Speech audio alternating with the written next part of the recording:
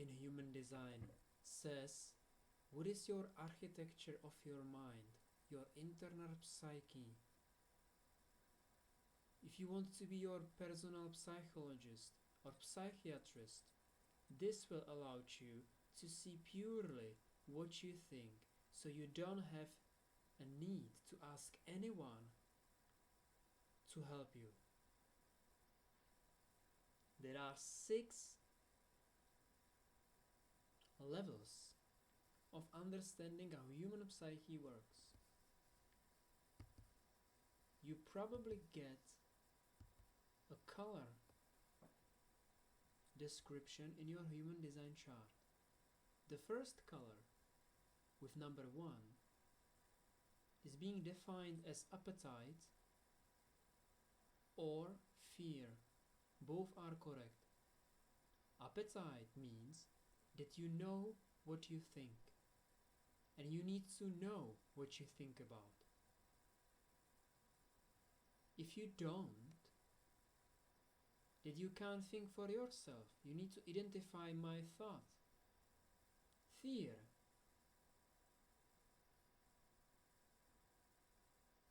If I know what I think about and I'm sure that what I think is what I think, I don't have fear to think, and I'm fearless. Color 2, defined with taste or hope. Those thoughts are different because there is more of the thoughts that can be identified. But we are not identifying what are we thinking about, but we are enjoying that the thoughts are coming new and new. Those people have the ability to create new thoughts that nobody else has. So those people with color 2, they always bring new themes, topics into conversations and new ideas. It's like the reaction to the old structure. They are asking, what do you think? You tell them and they say, I can tell you something new about this, so you can place focus on. It's called hope because they are constantly generating new thoughts that are beautiful, and that's why they get hope. It's called taste because they have so many variations of thoughts that they can share you, so you can taste with them. Color number 3, defined with desire and thirst. THIRST. Those people are focusing on the thoughts that are bringing them somewhere, that are applicable. They have some application. They can use for some certain purpose.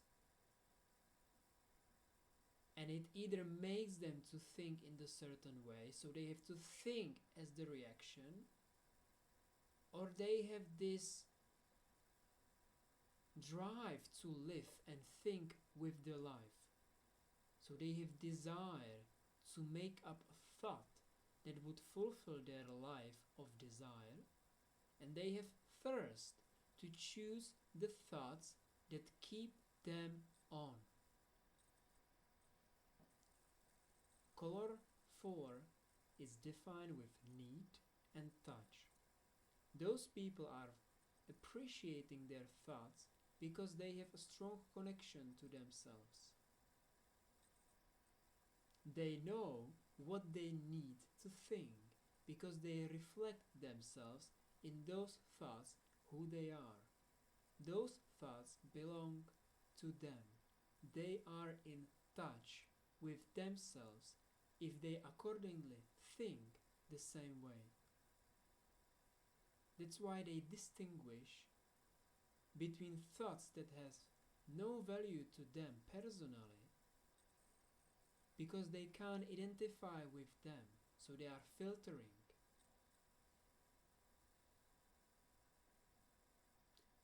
Color number 5, defined with guilt and sound. those people are getting also a lot of thoughts, and they don't need to use them personally. The guilt is in not knowing what those thoughts serve for, how to use them, what for, what is the purpose and connection to the other thoughts. Those are the filters. People who can tell you this thought is not important because it's not connected to the thought that is of more importance. Or they can tell you this thought is not important anymore because it died and a new thought was born. But if they don't understand the proper place where those thoughts belong to or from where they originate, there will be this guilt pressure of knowing better. Sound is that you get the information about how did I get this thought. You are curious because the sound is giving you a voice, speaking to you. This thought has a certain message you can understand and attune to, like a fork to the sound. Color number 6, innocence and light. Those people having thoughts in the theme of innocence, they could not care less about what to think about their own thoughts. They are so connected to the thoughts and so in control that they are not asking what are those thoughts about. They are just keeping them innocently. I have a thought. Let's see what the thought will do. They are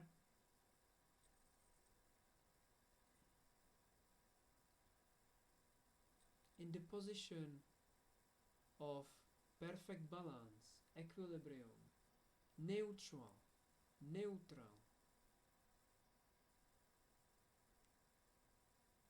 They are anti-motivated to think.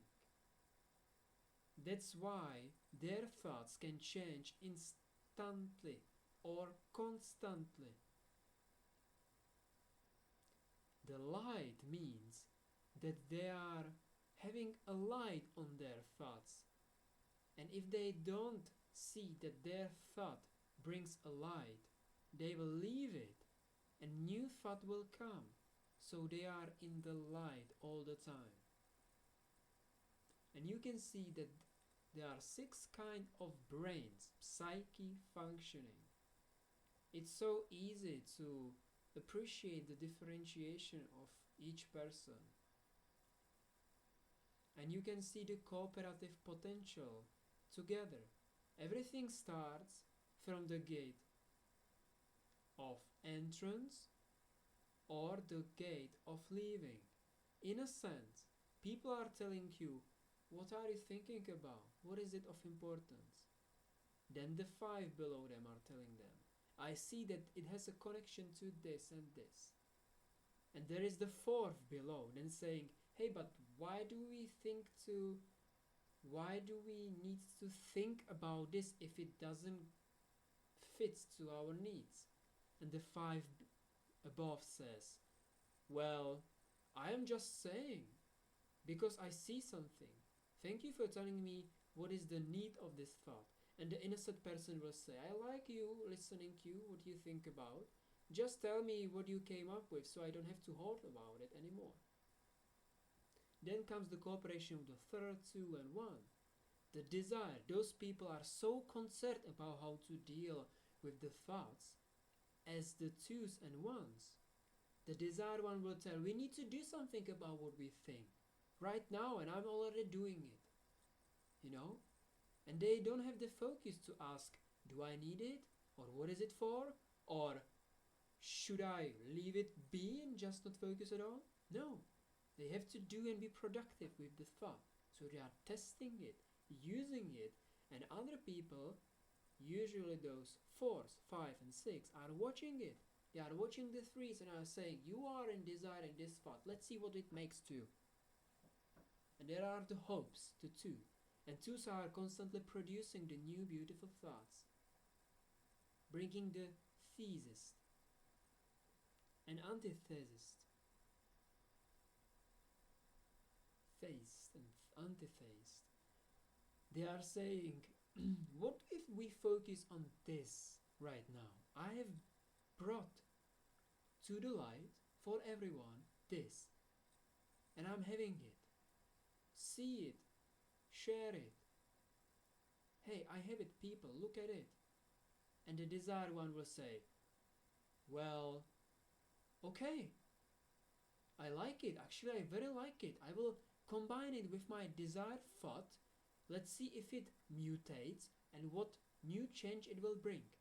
And there will be the first one, the fear one, the appetite, the number one, the saying, I would like to think about you all guys above me.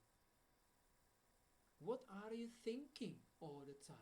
I need to understand it all. So those people on the below level, first foundation, they are waiting all the time to think, what are the thoughts about? They are waiting for all those 5, 1, are waiting for the 2, 3, 4, 5 and 6. They are waiting on their processes so the ones can write down some foundation for next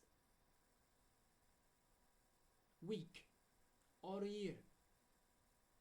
You know, they are waiting, they are watching, investigating, and when there is a result, the hope will bring a new invention, new idea, the desire will taste it, the need will prove it, how it influences us, the guilt will secure it from influence, and the innocence will say, do I like to live with it? And the fear will say, we don't have to be fearful about this, but fearless. Let's write it down so we can remind it to ourselves. And then comes a new wheel. The hope will come, a new improves. New, all the time. And the desire will just, oh, there is something to try, let's do it. And the need will say, oh, I am quite fine, but I'm very welcome to find out some new need for me to try. And the guilt are like, oh my god, I have so much work already with all those new ideas. They are busy, you know. And the innocent one are laying there and they are thinking like, so many changes, I will just taste it, you know, and I will tell you the result, because I don't mind how much thoughts you guys generate, test, try, prove, disapprove. I will tell you what I see about it, so you get some objective assessment. And then we can bring it down to the level 1 and do it again. And I'm watching over you all the time.